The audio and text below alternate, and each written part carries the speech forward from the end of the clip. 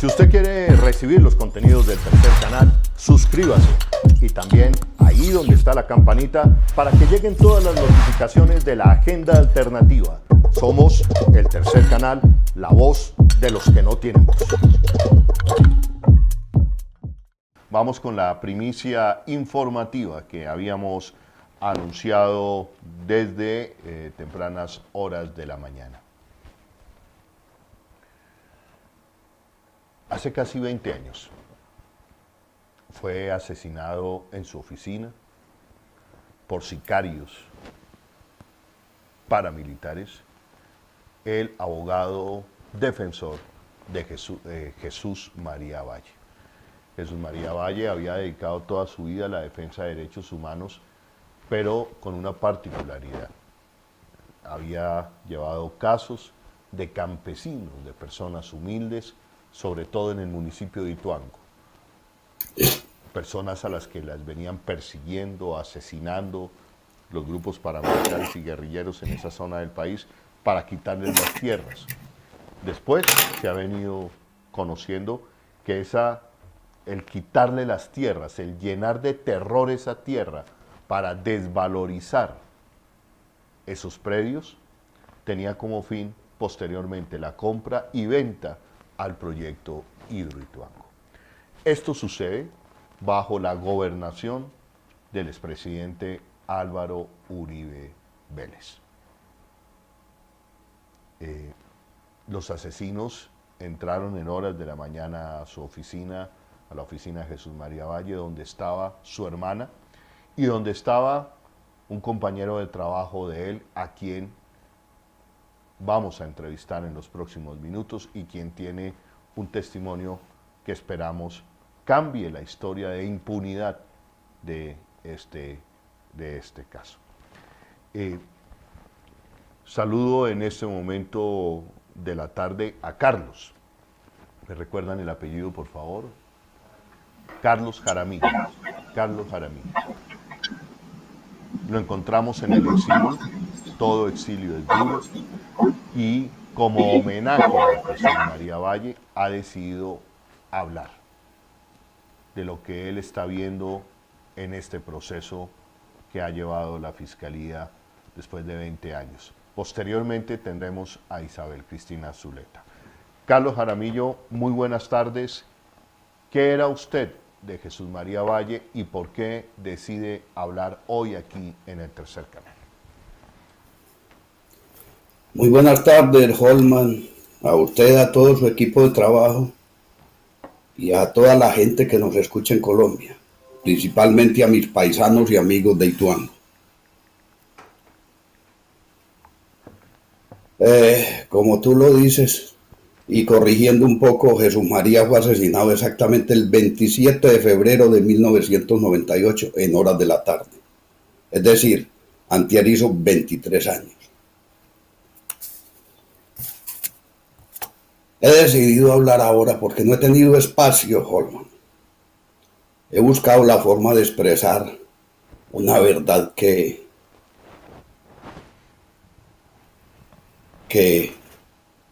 nos represa el alma,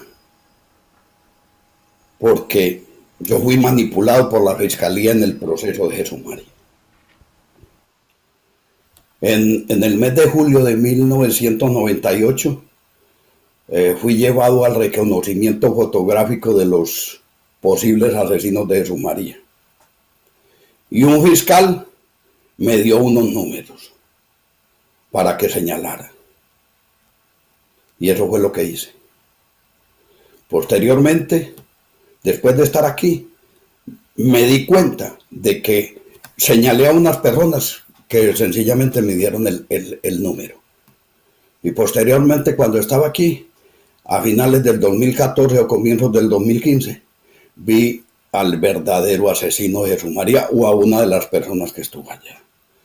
Es decir, hasta este momento se manejó la hipótesis y fue la sentencia de la Corte Interamericana de Derechos Humanos en el 2008 de que el Estado era responsable por omisión en el crimen de Jesús María.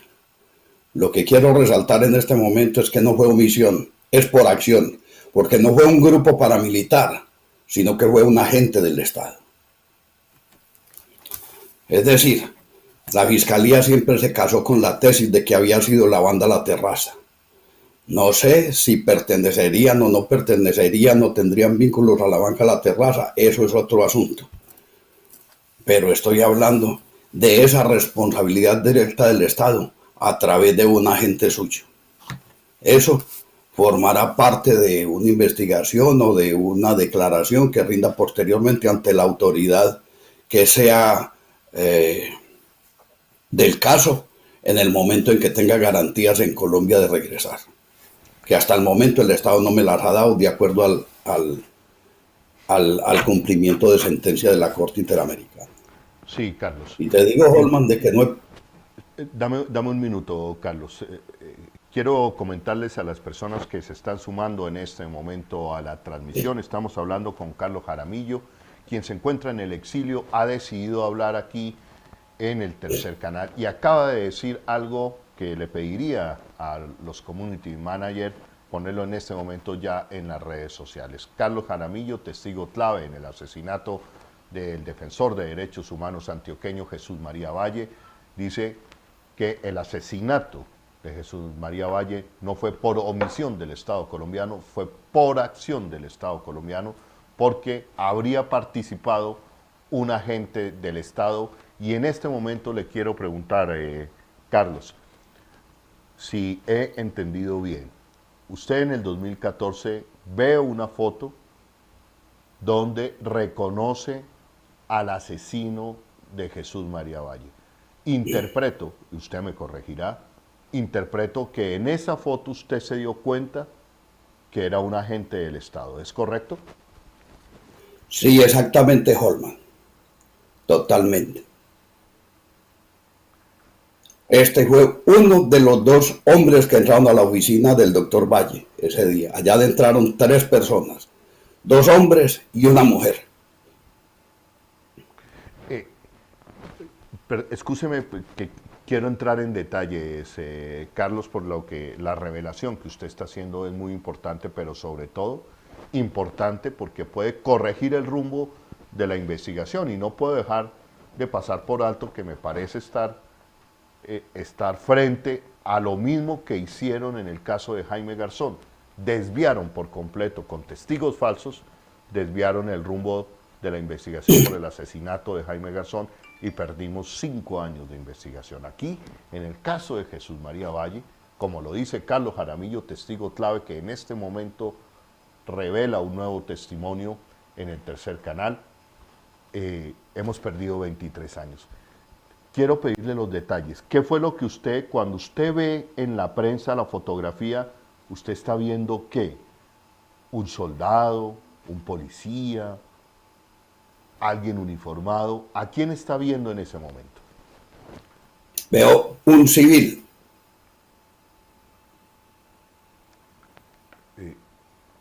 ¿Pero por qué dice usted que es agente del Estado? Por el cargo que tiene o tenía en ese entonces que fue capturado. Ya. ¿Un civil Olma. miembro de los organismos Olma. de seguridad del Estado, Carlos? Sí, sí. Holman. No creo que sea prudente dar el nombre del personaje. Eso ya está consignado. No, Pero es un agente del Estado. No, ni más faltaba. No quiero pedir el nombre porque, atención, otra primicia del tercer canal aquí en las charlas que hemos tenido con Carlos Jaramillo, ya se siguen los pasos para enderezar esta investigación. ¿Es correcto, Carlos? Sí, Holman. Y quería hacerle una aclaración. Y no es por hacerle un favor a nadie. El doctor Jesús María no fue asesinado durante la gobernación de Antioquia de Álvaro Uribe Vélez. No es por sacar a Álvaro Uribe Vélez en limpio en nada, sino por hacer precisión histórica sobre las fechas. Lo que sí fue planificado el crimen fue durante la gobernación de Álvaro Uribe Vélez. ¿Por qué lo dice usted, Carlos? por todas las conversaciones que tuve con Jesús María y tiempo después de la masacre del Aro, que fue entre el 22 y el 26 de octubre del 97. Ya Jesús María venía denunciando. Yo soy de La Granja, Ituango, del mismo pueblo donde nació Jesús María Valle. Y nosotros tuvimos, mi familia y la de él, tuvieron amistad con doña Blanca y don Jesús, los padres de Jesús María. Yo fui amigo de Jesús María en la lucha por la defensa de los derechos humanos. Desde temprano me vinculé con él, no dentro de la organización que él representaba, sino como colaborador, no como parte orgánica de ninguna institución. Y entonces él me tenía la confianza suficiente, y después de la masacre del Aro me contó él de que Carlos Castaño le había mandado un emisario a decirle de que se fuera del país, se quedara callado para no tenerlo que asesinar. La respuesta de Jesús María con ese emisario es que ni se quedaba callado, porque él no iba a dejar de cumplir con el deber de denunciar la violación de derechos humanos. Y ni se iba para el exilio, quiero hacer hincapié en esa palabra, no se iba para el exilio porque él no pensaba morirse en vida, que prefería quedarse en Colombia, pero que si lo asesinaban, que no lo mataran sino a él, que no mataran a nadie más. Y por eso creo yo que fue que no nos mataron a Nelly, la hermana del doctor, y a mí. Este emisario tiene nombre propio, y va a ver el país de que esto tiene una lógica y tiene tiene un sentido. Que el emisario de Carlos Castaño Gil, porque hay otro señor Carlos Castaño en Caucasia, Carlos Castaño Aristizábal, para que no se confunda a nadie, que tal vez ya murió. El emisario llama Eduardo Campuzano, que era un terrateniente de Ituango y vivía en Caucasia por los años 80. A la finca de Eduardo Campuzano iba Jesús María Valle a pasar vacaciones en Pascuitá, en la loma de Pascuitá en Ituango. Y con Eduardo Campuzano fue que le mandó la razón. ¿Quién era Eduardo Campuzano? En la finca de Eduardo Campuzano fue detenido Fidel Castaño en los años 80 con un cargamento de armas que traía desde Puerto Escondido, en Córdoba. Y a Jesús María lo buscó Eduardo Campuzano como abogado defensor. Es decir, defendiendo a Eduardo Campuzano, defendió a Fidel Castaño Gil. Entonces, Carlos Castaño le tenía cierto, qué sé yo, agradecimiento, digámoslo, a Jesús María, y por eso le avisó. Jesús María me contó eso a mí y a otro compañero que le ayudábamos a Jesús María recolectando información de Ituango, pero con el compromiso de que no fuéramos a delatar a don Eduardo Campuzano porque lo asesinaban. Carlos, y yo le quiero comentar a la audiencia, yo subí al Aro, lo caminé. Al Aro usted no llega sino en mula o en helicóptero. Subimos 11 horas y yo estoy tras recoger el material que se grabó en ese momento, y tengo que decirlo, tengo que decir que ya lo encontramos, y tengo que decir que en el material que encontramos efectivamente hay por lo menos un testimonio que señala que hubo helicópteros después de la masacre. Usted ya me entenderá a qué me estoy refiriendo. Claro. ¿Qué papel jugó en la muerte de Jesús María Valle Pedro Juan Moreno y el expresidente Álvaro Uribe, Carlos Jaramillo? Bueno, yo de Pedro Juan no sé mucho. Solo les sé decir que la información que tengo es que Álvaro Uribe sí fue el determinador de la muerte de Jesús María. ¿Por qué razón? En abril de 1996 hubo una reunión con defensores de derechos humanos en el Hotel Intercontinental. Fueron no sé quiénes. En Antioquia se sabrá quiénes estuvieron. Eso traté de preguntárselo a una flamante defensora de derechos humanos y me ocultó la información. Dijo que no la sabía. Bueno, pero la hubo porque Jesús María me contó a los 2 días, no recuerdo exactamente la fecha, allá asistió el general Alfonso Manosalva Flores. Y allá lo espetaron a que los defensores de derechos humanos le exigieron que retirara a la tropa del salón donde estaban reunidos, porque eso no tenía presentación. Entonces, a él lo cogieron en el debate o en todas estas denuncias sobre lo que estaba pasando en todas partes en el departamento de Antioquia y principalmente en Urabá, en fin. Y el general Manosalva Flores se retiró. La reunión fue a eso de las 7 y Manosalva Flores se retiró, no aguantó la presión. A las 9 de la noche lo hospitalizaron con un aneurisma. Los que conocen de terminología médica, yo no soy médico, pero sé de que eso se produce un aneurisma por una presión o impresión grande. Y murió ese mismo día. Desde ese día estaba sentenciado Álvaro Uribe, porque había una lista de 100 personas para asesinar en Ituango. Sé quiénes fueron los que confeccionaron esa lista y sé de algunos nombres de los que estábamos ahí. Jesús María me mencionó de algunos, pero no me quiso mostrar la lista para evitar, yo no necesitaba saberlos de todos para evitar cosas, porque la información que uno no necesita no la debe saber. Entonces, desde ese momento es que se tomó la determinación de asesinar a Jesús María.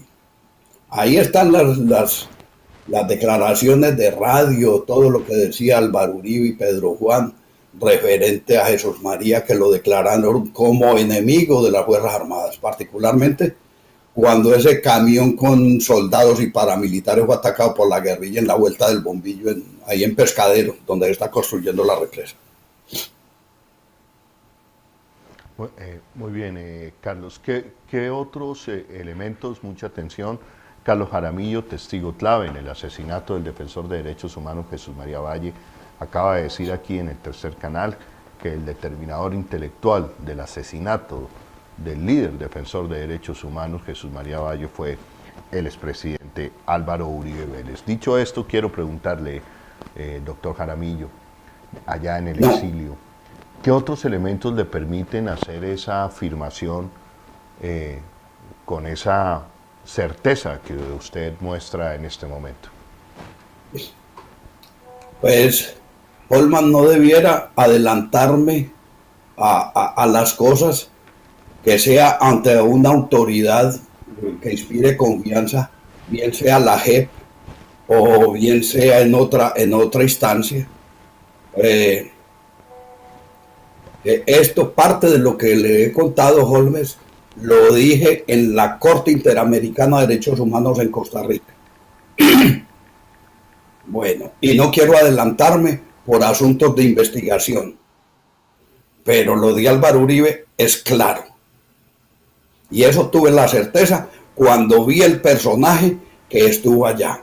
Lo reconocí perfectamente porque esta persona fue la que me arrastró desde la oficina del doctor Jesús María hasta la recepción, y estando yo con las manos atadas y boca arriba, me apuntó con una pistola en la frente y fue el que me dijo que yo no lo conocía, es decir, que yo no lo reconocería. Y le dije que me perdonaba la vida. Lo reconocí porque estuvimos a 1 metro, tal vez algo un poquito más, lo vi perfectamente. Por eso es que lo reconocí, y ahí fue donde me di cuenta de que Álvaro Uribe sí tenía que ver con eso. Bueno, Carlos, lógicamente como periodista, lo que usted está diciendo me suscita todas las inquietudes para seguir preguntándole. Por eso, Carlos... Bien pueda, Holmar, pregunte lo que usted había entendido. Gracias, Carlos. Yo sé que es una decisión que usted ha tomado, vale la pena, y quiero resaltar y subrayar esto. Carlos Jaramillo lo hace a manera de homenaje a Jesús María Valle cuando se conmemoran 23 años de su asesinato, 23 años de impunidad, 23 años de desvío de la investigación de uno de los hombres más queridos en Colombia en la defensa y lucha de los derechos humanos. A Jesús María Valle lo asesinan, posteriormente vendría el asesinato de la pareja Mario y Elsa Calderón, defensores de derechos humanos del CINEP. Bajo el mismo esquema en que asesinaron a Jesús María Valle, 2 hombres y una mujer, asesinan aquí en la ciudad de Bogotá, en el barrio Nicolás de Federman, a otro gran defensor de derechos humanos como Eduardo Umaña Mendoza. Eduardo Umaña, exacto. Dicho esto, Carlos, ¿usted puede recordarnos brevemente cómo fue ese momento, cómo llegaron, cómo se produjo el asesinato de Jesús María? Hombre, eran algo más de las 2 de la tarde. Yo había llegado desde las 12:30 ese viernes a la oficina de Jesús María, precisamente hablando de todas estas cosas. Yo estaba con planes de volver a la universidad. Yo no soy doctor, yo no soy graduado de la universidad. Estudié en la Universidad de Antioquia, sí, y soy egresado de la Facultad de Bachillerato del Liceo Antioqueño. Y estábamos hablando del tema de toda esta situación. Ya él me había dicho a mí de que los 2 primeros meses del año iban a ser muy duros. Y ahí fue donde nos aflojó de que Castaño lo había amenazado. De que eso lo sabe, otra persona lo sabe, que no voy a mencionar el nombre por el momento, pero porque sea lo que sea, hay que proteger a la gente también, porque eso lo hablé con esa persona. Él era conocedor de que Carlos Castaño Jesús María le había contado a él que Carlos Castaño había llegado, le había mandado a Eduardo Campuzano como emisario. Entonces ese día estábamos hablando de todas estas situaciones de lo de Ituango. Porque yo con un compañero que llamaba Jaime Cifuentes Castaño, que era el presidente del Directorio Liberal de Antioquia, sector democrático, que era el sector de Álvaro Uribe Vélez en ese entonces en Ituango, que él, entre otras cosas, la palabra democrático y democracia no le ha servido sino para manosearla y utilizarla. Un fascista de estos. Y entonces hablábamos de todas las cosas ahí cuando sentí que abrieron la puerta y me asomé desde el despacho a la oficina, a la recepción. Entonces vi que era Nelly. Y volví y me senté al frente del escritorio de Jesús María. Jesús María se sentaba dando espalda al ventanal que da a la calle Ayacucho. Yo estaba sentado dando la espalda a la puerta que comunica con la recepción. Cuando Nelly dice en la puerta, Jesús, 2 señores lo necesitan.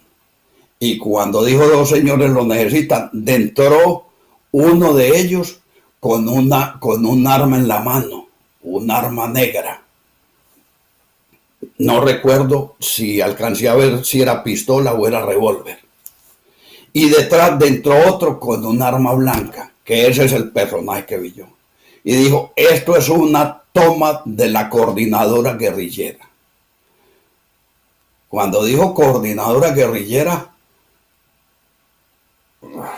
eso ya había desaparecido para ese entonces.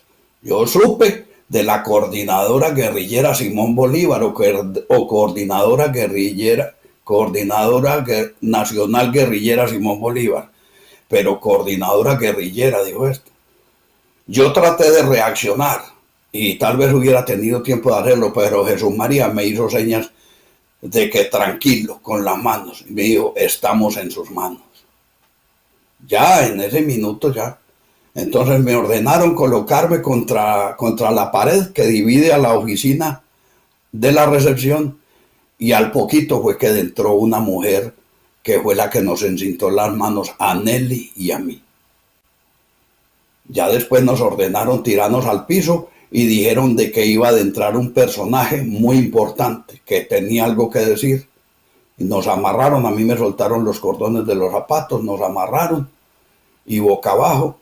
Me supongo que a Jesús María también lo hicieron tirar boca abajo y al rato, al momentico sentí de que como que habían quebrado unos vidrios y fueron los disparos de la pistola con silenciador. Es decir, al que le vi acondicionándole el silenciador al arma, creo que haya sido el que le haya disparado a Jesús María. Porque después el otro me apuntó con el arma y esa no tenía el silenciador. Y usted dice que los asesinos dicen que iba a entrar un personaje que algo les iba a decir. ¿Eso era cierto? ¿Entró ese personaje? Yo no vi que entrara nadie, porque yo estaba boca abajo. ¿Qué escuchó usted que le decían a Jesús María en ese momento, Carlos? Cuando oí los disparos dijeron, este hombre era muy importante para las fuerzas militares. Después de los disparos. Y a donde nosotros se nos acercaron, a Nelly y a mí, que estábamos en un rincón de la oficina tirados en el piso, y dijo, no se muevan. Y al momentico que salió de la oficina, a la recepción volvió a entrar y ahí fue donde me arrastró a mí, de la pretina del pantalón, y me llevó hasta la recepción y ahí boca arriba fue donde me apuntó y me dijo, le voy a perdonar la vida y usted no me ha visto. Y le dije, no señor, y lo miré a los ojos, mirándolo a los ojos le dije. Imagino que... Ya volvió y me arrastró hasta la oficina y de ahí como pudimos nos fuimos soltando, me solté las cintas y tal vez acabé de ayudarle a soltar a Nelly. Yo no tenía ya cordones en los zapatos y le dije a Nelly, avise usted por teléfono, yo salgo a la calle y fui a buscar fui a la oficina de la doctora María Victoria Fayón Morales, pero ahí no había nadie en ese momento. Y hago hincapié con esta doctora María Victoria Fayón Morales, que se constituyó en defensora de nosotros. Esta señora es una oportunista, como muchos defensores de derechos humanos que no han sido utilizado el nombre de Jesús María y el caso para sacar pecho y hacerse en los importantes. Y a nosotros las víctimas nos han revictimizado, como esta señora particularmente. Bueno. Y entonces fui a buscar otros amigos y les avisé. Fui a buscar a la oficina de la Unión Patriótica que quedaba en Junín con Ayacucho y les avisé a unos camaradas de ahí de la Unión Patriótica. Digo camaradas porque yo soy militante de la Unión Patriótica. Yo todavía pertenezco a la Unión Patriótica. Fui de los fundadores de la Unión Patriótica en Antioquia. Pertenecí a la coordinadora departamental de la Unión Patriótica y sigo llevándole en el corazón. Y a Colombia voy a volver a aportar un granito de arena en este pacto histórico, en esta coyuntura tan importante, Carlos, ¿cómo encontraron el cuerpo de Jesús María? Pues yo cuando fui a avisar a la calle del crimen de Jesús María, que regresé al edificio, ya eso estaba lleno de policía y detectives y de gente. Yo conocí a un muchacho de Ituango que trabajaba en la fiscalía ya no recuerdo, es de apellido Calle, el nombre se los quedo debiendo, y ese sería el que se encargó de decirle a todo el mundo que yo había sido el testigo presencial. Bueno, y entonces ya se me arrimó un señor de la fiscalía, una persona muy importante de la fiscalía, y me dio confianza y ya comenzamos a conversar. Ya. Estamos en este momento de la tarde, hablando, recibiendo un testimonio impresionante de Carlos Jaramillo, testigo presencial del asesinato del líder y defensor de derechos humanos Jesús María Valle. Carlos Jaramillo era su amigo, estaba en el momento en que fue asesinado, está hablando en este momento. Otro gran defensor del departamento del Meta, Josué Giraldo, decía que algunas veces callar es más difícil que la muerte. Y por lo que escucho a Carlos decide hablar después de 23 años públicamente, porque el caso de Jesús María Valle está en la impunidad, pero la denuncia que le está haciendo fue desviado totalmente la investigación. El Estado colombiano actuó no por omisión, sino por participación directa en el asesinato. Por acción. Por acción. Y él dice, la persona que asesinó, o uno de los sicarios que llegó a matar a Jesús María Valle, es un funcionario del Estado colombiano, que él ha reconoció hace unos años, en el 2014. Y sobre eso quiero volver. Esta persona que usted reconoce, que le dice a usted que le perdona la vida mirándolo a los ojos con un revólver, que le dice a usted... Con una pistola. Con una pistola, que le dice, le voy a perdonar la vida, pero usted nunca me vio. Me imagino que esa imagen debe ser producto de muchas pesadillas suyas a lo largo de estos años.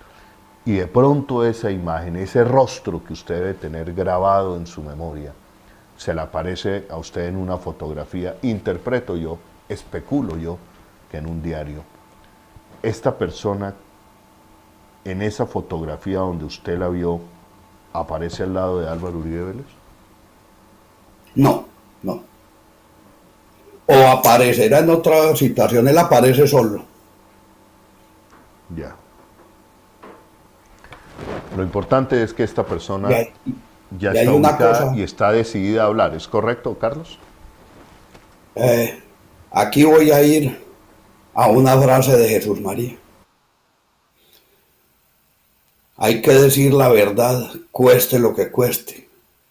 Y voy a traer unas palabras, y ya metiéndole política a esta, de Hugo Chávez. Pase lo que pase.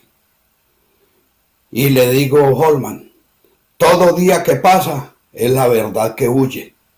Por eso yo no aguanto más. Son 7 años que llevo cargando esto, Holman, desde el 2014 o del 2015. Por fortuna tuve una receptividad en una organización prestigiosa de derechos humanos como es la Comisión Colombiana de Juristas, que dirige el doctor Gustavo Gallón Giraldo, a quienes mando desde aquí un saludo y les pido excusas, porque no los llamé para decirles que iba a hacer esto. Yo tomo mis propias decisiones a veces. Y les pido excusas también públicamente por la manipulación que fue objeto la Comisión Colombiana de Juristas de miembros de mi familia pidiendo protección porque decían que estaban amenazados, dando eso todo fue falso. Esto que estoy diciendo lo tengo por escrito. Y esta señora María Victoria Bayón Morales se prestó para ese juego. Esta señora es una carroñera, es una explotadora, esa no es defensora de los derechos humanos, se beneficia y revictimiza a las víctimas. Y no lo digo por lo que hizo conmigo, que es indebido. No me invitó al acto de pida de perdón del Estado a la Universidad de Antioquia, porque a ella le convenía negociar con el Estado la no estadía mía y por taparle al hermano mío sinvergüenzadas. Y lo digo por las víctimas del Aro, cómo las han tratado. Es que a nosotros nos ha revictimizado el Estado, nos han revictimizado hasta los mismos representantes como defensores de derechos humanos y para completar la familia. Lo de nosotros es cruel. Fuera del exilio está la revictimización. No nos dejan en paz. Entiendo su frustración y su dolor, Carlos, pero volviendo a ese momento en que usted reconoce a esta persona, ¿cómo fue? ¿Fue en un diario? ¿Fue en una revista? ¿Usted dónde estaba? ¿Qué sintió en este momento? E inmediatamente, ¿qué conjeturas le vinieron a la cabeza? Pues, me di cuenta, ahí lo primero que se me vino a la mente fue la manipulación de que fue víctima con el Estado, que redireccionaron la investigación en el sentido de la van de la terraza. No creo, ellos no sabrían en ese momento quién había sido, pero sí me di cuenta de que yo había identificado a unas personas que no tenían nada que ver con eso. Y que desde un comienzo yo vi que no, sabía que no eran. pero asumí que la fiscalía sabía y necesitaban apuntalar eso. Esas personas que están identificadas ahí, esas dos personas que supuestamente identifiqué yo, que señalé como autores del crimen, no corresponden. Esa gente no estuvo ahí. Reconocí a uno, el otro no sé quién haya sido. Entonces, le viene a uno ese deseo de hablar y de contar la verdad. Pero ¿qué sucedió? Esta señora yo estaba aquí y no podía ir a Colombia. Vine a ir en el 2015 y en vista de que no me había invitado al acto de reconocimiento, al acto de pida de perdón del Estado por el crimen del doctor Jesús María Valle, entonces me abstuve de hablar con ella después de eso. Ya nosotros entramos en diferencias, porque ella actuó contra mí como víctima. Tenía que haberme consultado, era conmigo que tenía que hablar y eso se lo había mandado yo decir por un correo electrónico. No era consultar con el hermano mío, las hermanas mías, no, era conmigo, con la víctima. Entonces ya me quedé callado y después pude hablar con la Comisión Colombiana de Juristas y ya ese es otro asunto que a la hora que sea el doctor Gustavo Gallón Giraldo sabe de las cosas. Bueno,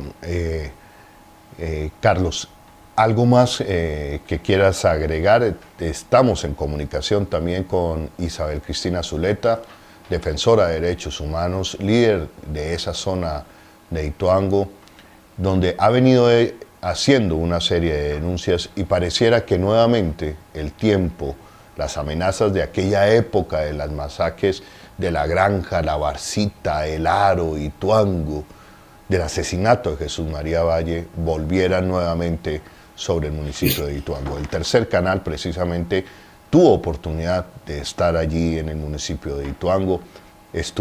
Caminé en la vereda Quebrada del Medio, no alcanzamos a llegar hasta la vereda Quindío, donde respiramos ese miedo de esa época terrorífica que vivió Colombia, del control paramilitar, o prácticamente el paramilitarismo ejerciendo como Estado en diferentes zonas del país, el desplazamiento masivo de más de 300 campesinos, los pueblos fantasmas y el respirar miedo. Isabel Cristina dice que hay elementos que permiten pensar que nuevamente los mismos de antes vuelven por la violencia en esas tierras. Carlos, ¿algo más que quieras agregar en este momento?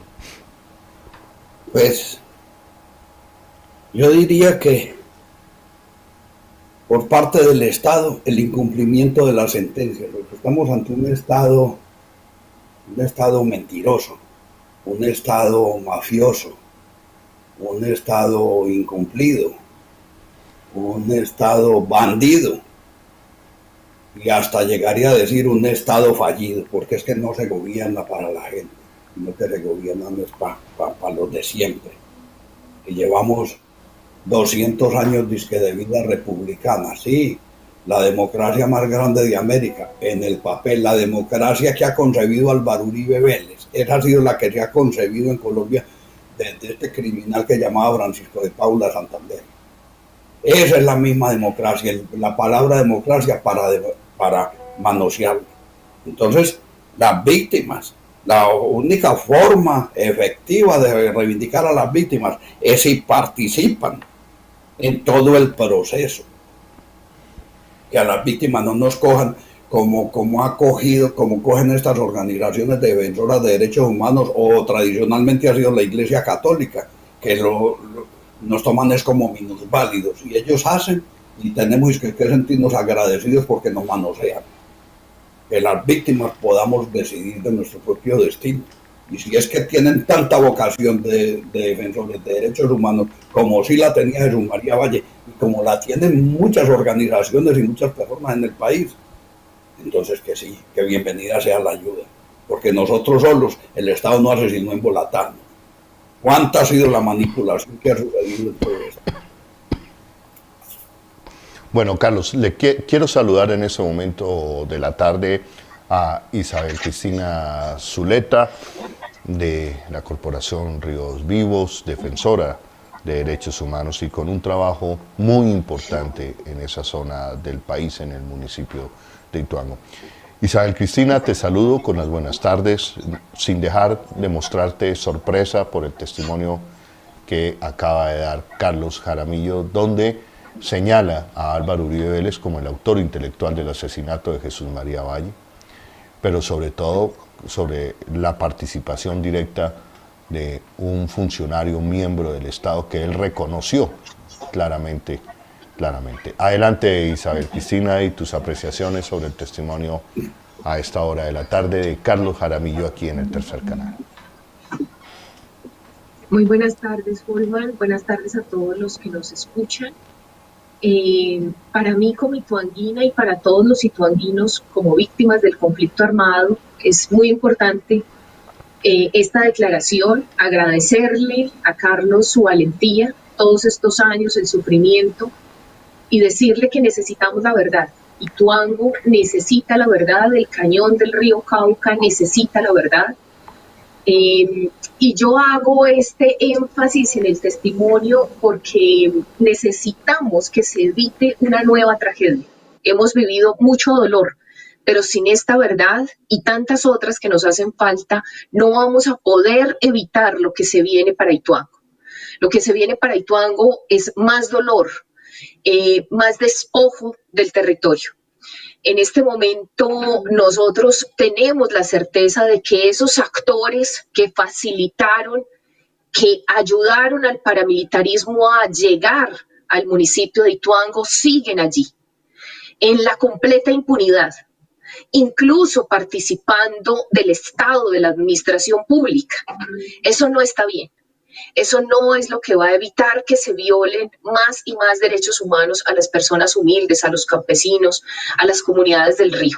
Por eso es tan importante lo que nos está contando hoy, y este es un verdadero homenaje a Jesús María Valle. Es decir, quienes están detrás de las tierras, quienes utilizaron esa información privilegiada de que iba a llegar un megaproyecto hidroeléctrico al territorio, y entonces compraron esas tierras de los galgos, esas tierras del cañón del río Cauca. Y quienes hoy están detrás de las tierras son los grandes acumuladores de tierras en el municipio de Ituango, que son los mismos que están también relacionados con el asesinato de Jesús María Valle. Los más conocidos, la familia Angulo, que tienen miles de hectáreas en el territorio y que apoyaron, patrocinaron, respaldaron y cuidaron incluso a estos actores criminales que llegaban al territorio. Por eso, decirles a quienes nos escuchan que no es solo el megaproyecto hidroeléctrico de Ituango, sino que también a Ituango está llegando la megaminería, las concesiones mineras, los títulos mineros de grandes multinacionales que están también detrás de esa tierra. Y esa información privilegiada por actores del departamento de Antioquia ya está llegando, y llega a través de los que siempre han estado en contra de la población y que están involucrados en todos estos crímenes. Nosotros necesitamos esta verdad, necesitamos saberla y necesitamos que se eviten nuevas tragedias, no solo para Ituango, sino para todo este territorio. Isabel Cristina, después de este testimonio de Carlos, es que por alguna razón se me viene a la cabeza permanentemente con el caso de Jesús María Valle, el caso de Jaime Garzón, digamos, donde precisamente una recreación, unos testimonios recogidos por Contravía ayudaron a mostrar que efectivamente el caso había sido desviado.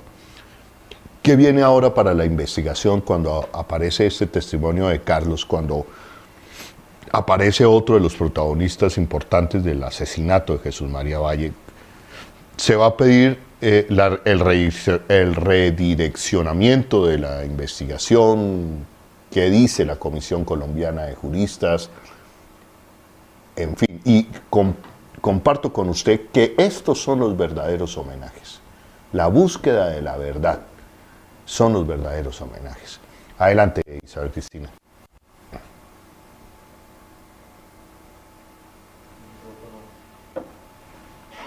como el que acabamos de escuchar y otros. Estamos esperando que la verdad siga saliendo a flote.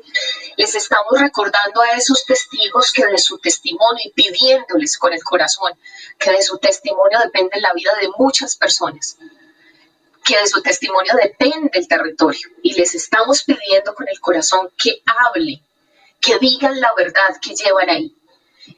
Es un momento clave, es este año, es la oportunidad, es ante la JEP, y necesitamos que nos den ese alivio y que nos den esa posibilidad de seguirnos pensando el territorio de una manera distinta, sin tanta violencia.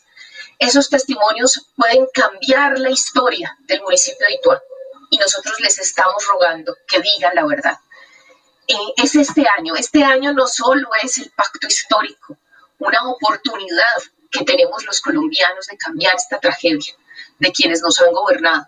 Este año también es la oportunidad de la verdad en el caso de Jesús María Valle y en el caso de lo que hemos tenido que padecer en Ituango, de lo que han tenido que padecer tantas generaciones, pero sobre todo que se va a jugar las futuras generaciones. Recordemos que en este momento se está dando un recrudecimiento, que se está quitando otra generación, se está recrudeciendo lo que puede significar acabar con una generación, el reclutamiento de jóvenes, no solo en Ituango, también hay testimonios en Medellín, en Bogotá, se están armando nuevos ejércitos, y nosotros sabemos para dónde va eso, para el despojo del territorio, pero también para enfrentar las elecciones que se vienen. Estamos en un año crítico, y entonces pedimos que esos testigos que estamos esperando con ansias para que Carlos pueda estar tranquilo y para que tantas otras víctimas puedan decir todo eso que llevan atragantado tantos años, que nos puedan regalar esa verdad que necesitamos los colombianos. Cristina, aprovecho para contarles, Omar Gómez Cañas acaba de hacer una donación importante, Sebastián Escobar también una donación importante al Tercer Canal, y nos dicen que gracias por esos testimonios y por esa valentía, tanto a Carlos Jaramillo como a Isabel Cristina Zuleta. Estoy de acuerdo con Isabel Cristina Zuleta que este sea no solamente el año del pacto histórico, sino el año de la verdad. Y lo digo una vez más y me mantengo. Mientras no se sepa la verdad de los autores estructurales y financiadores del proyecto paramilitar en Colombia, ese proyecto paramilitar seguirá vivo, seguirá actuando, seguirá imprimiendo el terror y el miedo en las zonas donde actuó. Isabel Cristina Zuleta está implorando que aparezcan más testigos para saber y señalar los determinadores del proyecto paramilitar en la zona de Ituango, donde hoy nuevamente vuelven los asesinatos y vuelven las amenazas. Isabel Cristina, me quedan pocos minutos ya al aire y no quiero despedirla sin que me diga rápidamente qué está sucediendo hoy en el municipio de Ituango. Después de nuestra visita, es terrible registrar que después de la visita del Tercer Canal y yo digo que ante la indolencia total del alcalde de Ituango, la personería, yo en particular no encontré ni una respuesta al sinnúmero de mensajes que le envía el alcalde de Ituango para establecer qué estaba pasando allí, y lo que sí nos damos cuenta es el atentado contra jóvenes, nuevamente las amenazas, nuevamente las listas en el departamento, en el municipio de Ituango. Rápidamente, Isabel Cristina, antes de despedir nuestra emisión del día de hoy. Holman, se está repitiendo esta historia, se está repitiendo este dolor. Hay ataques armados a la población, a escasas cuadras de la policía. Uno no puede entender cómo no es posible que se evite esto, que se evite esta situación. Ahí están las autoridades, están los elementos, pero tanto las autoridades militares como las civiles, sobre todo las civiles, recordemos que fueron las civiles funcionarios de esas administraciones en la época en la que llegaron los paramilitares a Ituango, esos actores que favorecieron la entrada a Ituango. Por eso es tan grave que el actual alcalde no se pronuncie. Por eso es tan grave que las administraciones del gobernador de Antioquia actual no se pronuncien, porque están dejando solos a la población. En este momento ha habido enfrentamientos permanentes en la zona de Sabana Larga, que está al lado de Toledo y enfrente de Peque. Esos enfrentamientos han ocasionado desplazamientos forzosos en el municipio de Peque, y del lado de Sabana Larga han amenazado a los conductores. No es Ituango, pero son los límites, es lo que rodea a Ituango. En Ituango quedaron heridos algunos jóvenes en ataques armados recientes, hay listados de personas amenazadas, lo mismo que nos estaba contando ahorita Carlos, es decir, listados de personas que saben que van a morir, que en este momento no saben qué hacer, pero además pintas de las disidencias de las FARC, pintas de las AGC. Esos enfrentamientos sabemos que los paramilitares se están moviendo por el embalse de Hidroituango, están usando lanchas y se están moviendo en el embalse de Hidroituango en esos enfrentamientos, y hay una amenaza muy grave, Holman, que yo quiero aprovechar este espíritu y este ánimo que nos da ante el miedo que tenemos, que nos da Carlos, y este ejemplo que nos da para decirles que los conductores del municipio de Sabana Larga han sido amenazados, les han prohibido recoger los heridos y les han prohibido recoger los muertos. También fue amenazado el hospital de Sabana Larga. No puede atender a los heridos que caigan en esta confrontación. Estamos en una situación aterradora ante un gobernador que lo único que uno ve es que le importa es la minería, que va a celebrar a la mina Buriticá, todo lo que sucede allá, pero que no viene al territorio, que no está en el municipio de Peque, que no está en Sabana Larga, que no está en Ituango, y tampoco vemos a las administraciones municipales atendiendo la gravedad de la situación de lo que se vive hoy y de lo que se puede vivir en los próximos meses en el cañón del río Cauca. Mucha atención. Le pido al community manager del Tercer Canal para que registre esto inmediatamente en nuestras redes sociales. Isabel Cristina Zuleta, defensora de derechos humanos y líder social del municipio de Ituango, dice que en Sabana Larga los actores armados le dieron la orden al transporte interveredal de no movilizarse, de no recoger heridos, amenazaron al hospital, y lo que se prevé después de estas amenazas es que están creando el terreno del próximo enfrentamiento en esa zona. ¿Es correcto, Isabel Cristina? Así es, Jol, pero además con la gravedad de que se estén movilizando por el embalse. Nosotros ya habíamos hecho esta denuncia. ¿Cómo es posible que empresas públicas de Medellín mantengan amedrentados, amenace sus vigilantes? Amenazaron a un pescador este fin de semana, lo cogieron con un arma, así como el criminal tuvo apuntado a Carlos.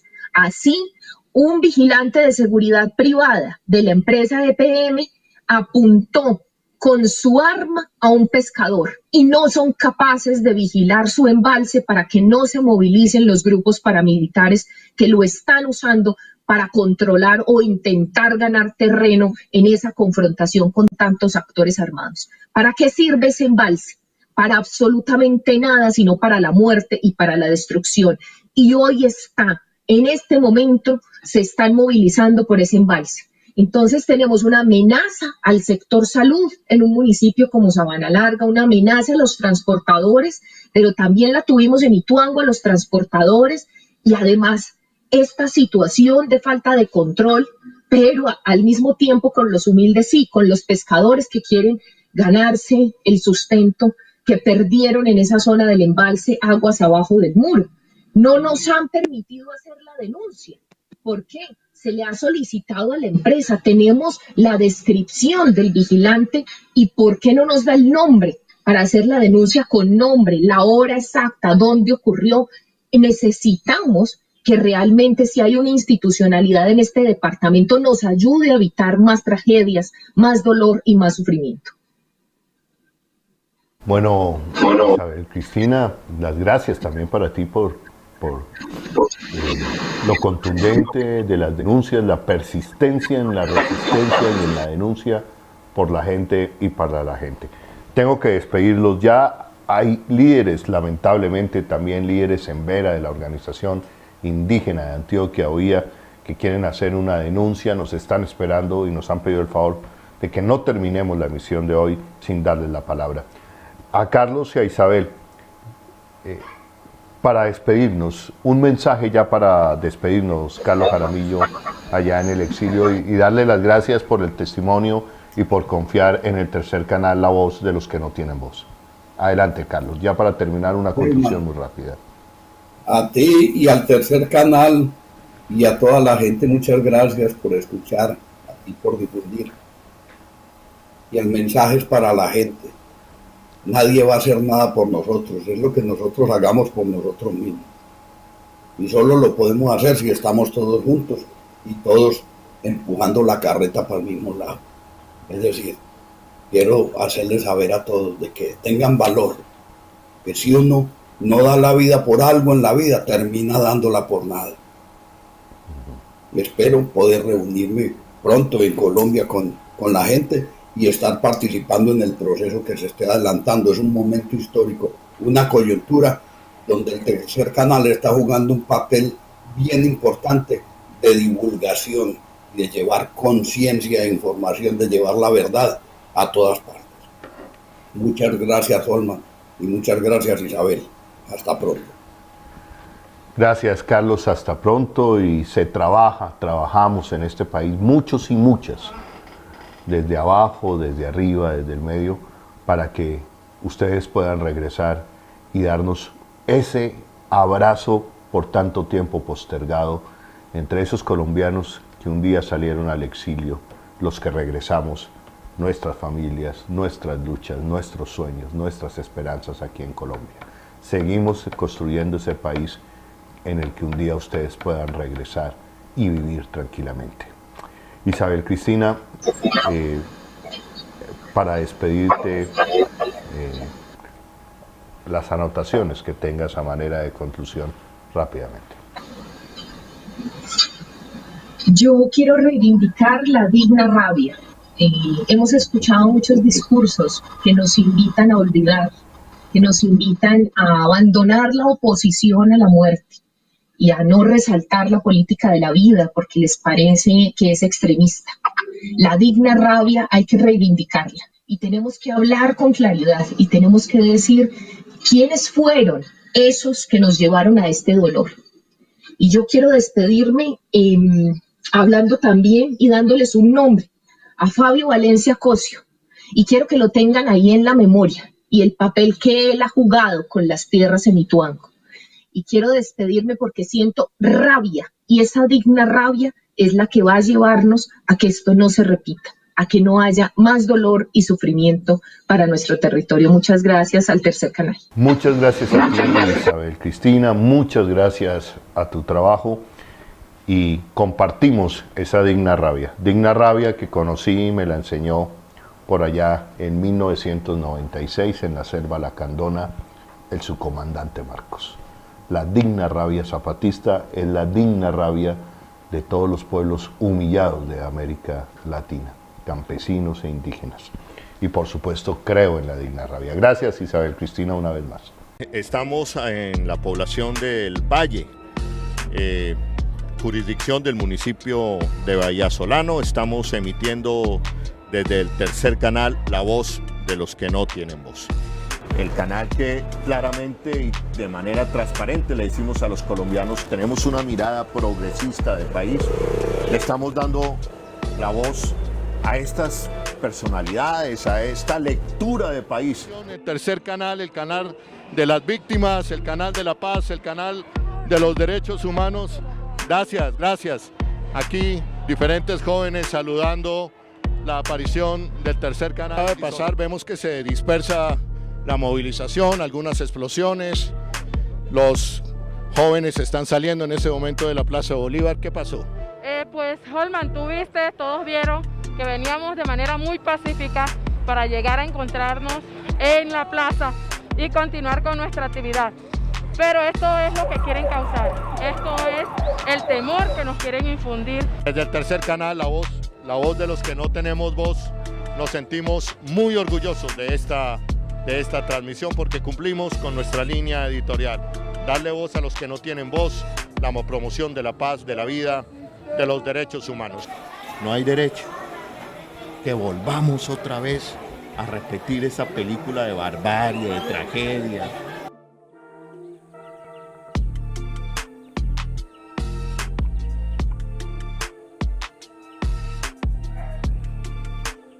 La juventud era la vida, pero las viejas fórmulas conocidas ya en este país que quiere eternizar la guerra, dispersaron la manifestación. Como he venido diciendo, se repite la película de la guerra, de los desplazamientos y de la violencia. Y esta película tiene nombre propio y responsables propios: hacer trizas la paz. Y vamos a decirlo sin miedo, yo lo digo sin miedo, yo me siento orgulloso de ustedes. Vamos primero por un viva la guardia. ¡Guardia, guardia! ¡Guardia, guardia! ¡Con mi raza! ¡Con mi tierra! Muchas gracias, muchachos jóvenes. Ustedes son la esperanza. Gracias.